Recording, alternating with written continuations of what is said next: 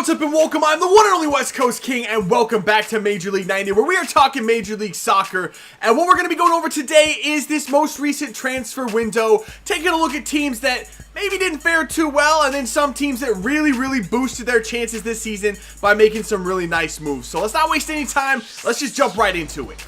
So we're going to be starting off with the teams that probably could have done a little bit better or maybe a little bit more in this last transfer window. And what better place to start with than with the team that sits atop the entire league right now in FC Dallas. They lost one of their best players in Fabian Castillo, sent out on loan to Trabzonspor in Turkey with an option to buy. He's probably not coming back, and I don't know the whole situation revolving around that whole move. I'm guessing it was more of the player wanting to try his luck overseas in Europe. And asking for that move rather than the team deciding that they didn't need him anymore.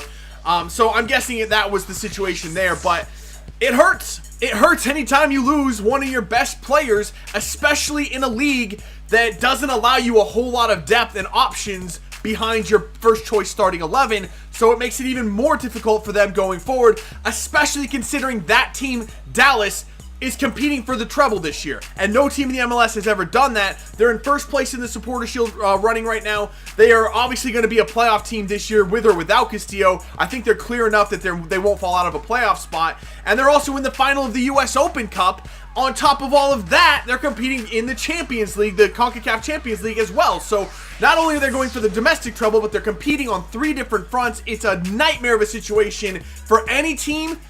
And then they lost their best player, or one of their best players. Now, Dallas is a team that's stocked full of talent. I picked them to win the Supporter Shield at the beginning of this year. Are they still the favorites to do that? Maybe. I would probably go with Colorado just because even though Dallas is in front right now, they've played 2 more games and they're only 3 points clear. So I'm probably going to go with Colorado there for the Supporter Shield. But Dallas is still a very talented team and are probably fit to make a pretty good playoff run regardless of what happens with, or what happened with Castillo. But the other thing that I want to talk about with them is about a month ago, they also sold Alex Zendejas to Chivas in Mexico. Now, Zendejas could have been the heir apparent to Castillo if Dallas had any idea that this was coming, and I have to assume that they kind of had an idea for quite a while that Fabian Castillo was not going to be staying there forever. It makes me question that move of selling Zendejas to Chivas. Again, I don't know the whole situation involving that move as well. Maybe Zendejas asked for that move, but if they knew Castillo was going to leave, I personally would have kept. If they knew Castillo was going to leave, I personally would have kept Zendejas. It seems like a good fit in there. The only reason he couldn't play was there was no room. Again, because they have a very talented team. So it's an interesting situation with Dallas. Again, they're still super talented, and they're going to be a good team come playoff time, but it doesn't help when you lose one of your best players right towards the end of the season. So we'll see how they recover from this. Again, they're going to be a good team, and they'll be there in the playoffs. Moving on now to the other team that's actually in the US Open Cup final as well, and that's New England.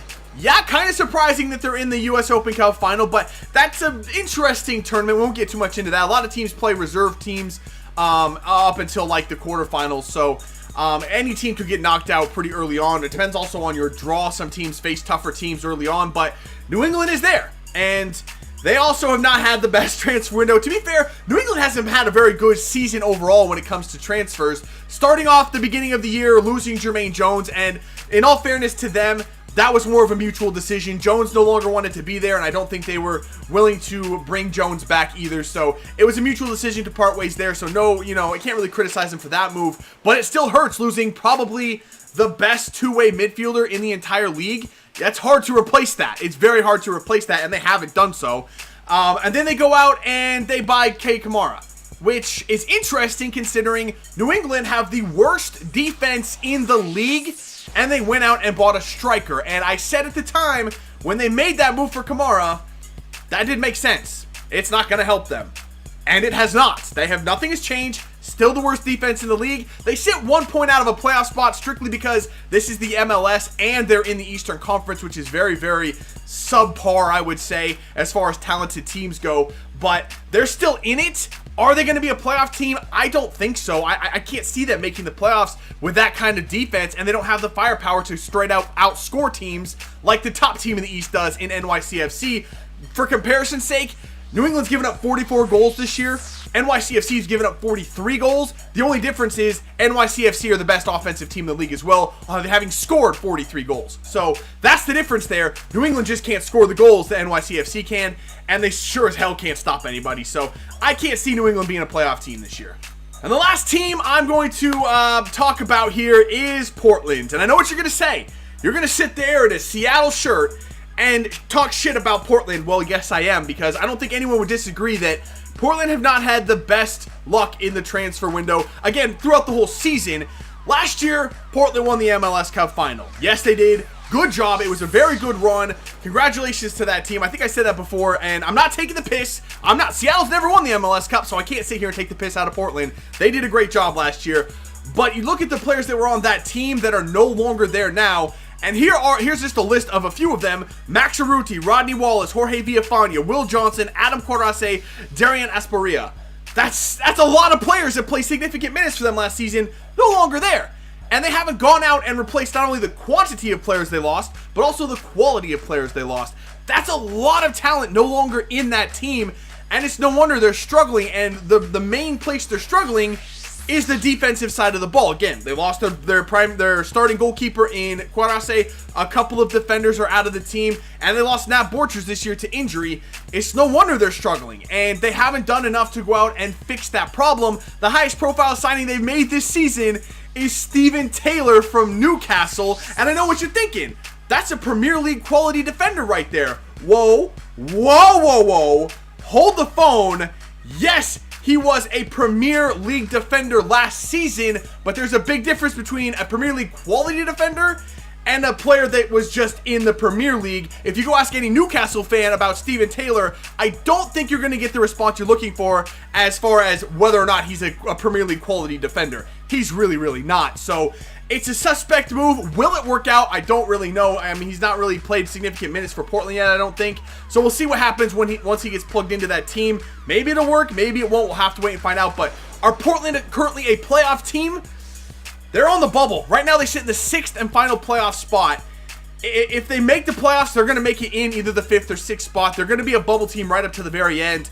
It's going to be interesting whether or not they make the playoffs. I probably would say that they do, just because I do think there are teams in the West that are worse than them. But the West is the better of the two conferences, so it's not going to be tough for It's not going to be easy for Portland.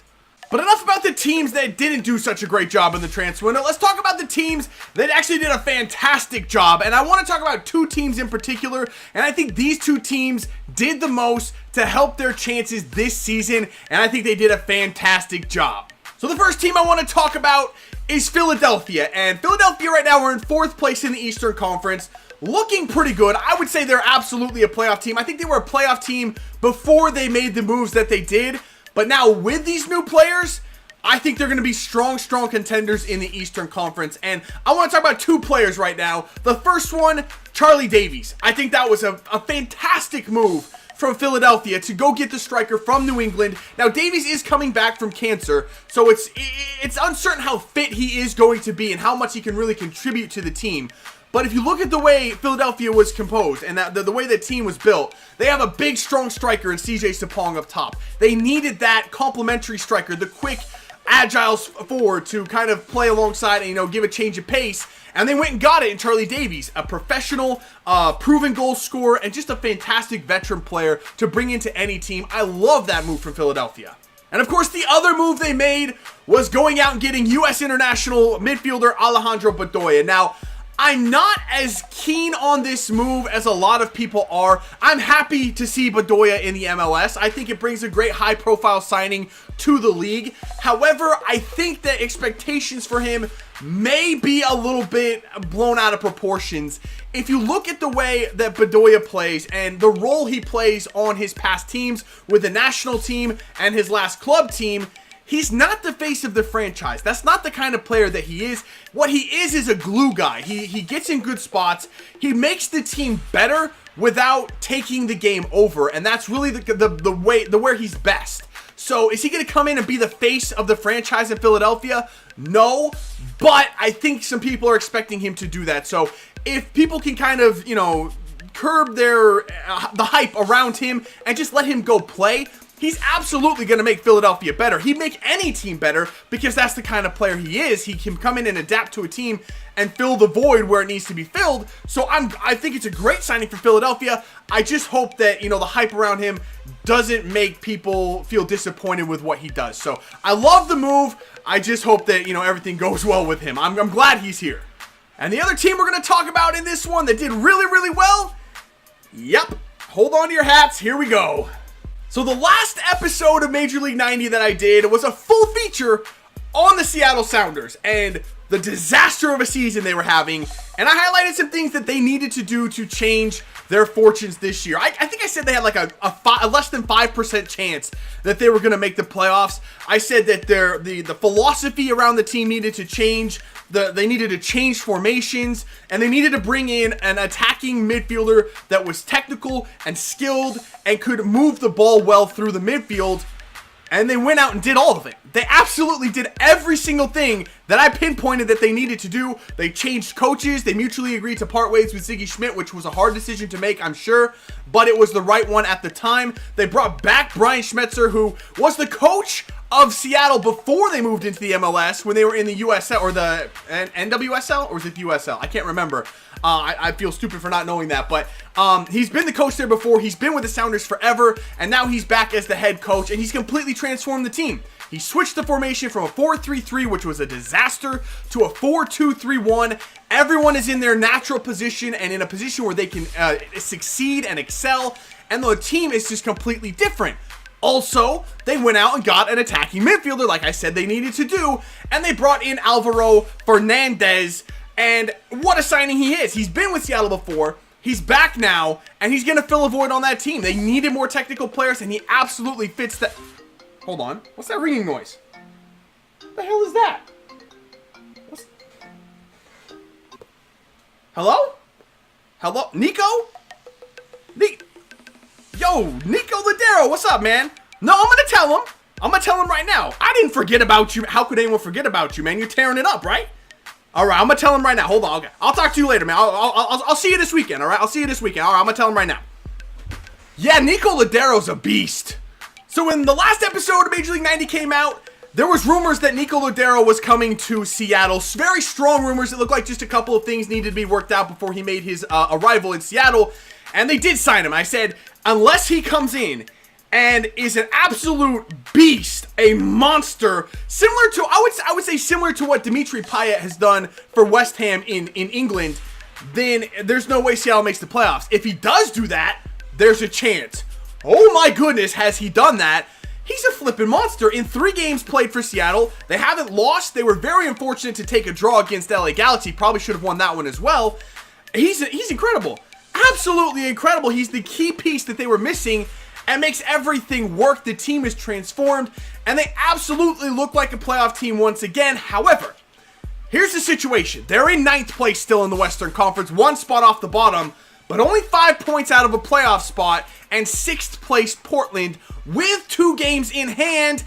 And this weekend, Portland is coming to Seattle at CenturyLink Field for a huge Derby Day match. I will be there for that one as well. I'm planning on vlogging that, by the way. If everything goes well, hopefully I'll have a vlog out for that next week at some point.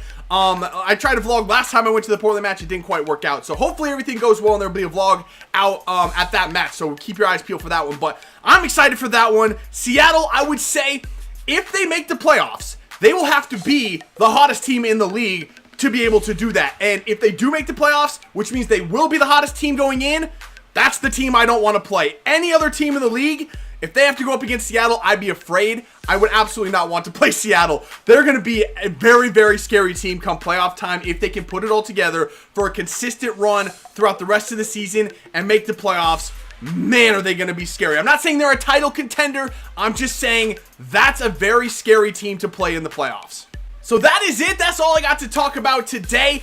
If your team made some moves that you thought were really good, or if your team didn't do so well in this transfer window and they could have used something to help boost their season, let me know in the comments below, or let me know what your thoughts are on the teams I already talked about. Either way, I'd love to see what your feedback is down below. But that's it for this one. If you did enjoy it, make sure to let me know, leave a like below, subscribe if you're new, and I will see you when we come back for some more Major League 90. See ya.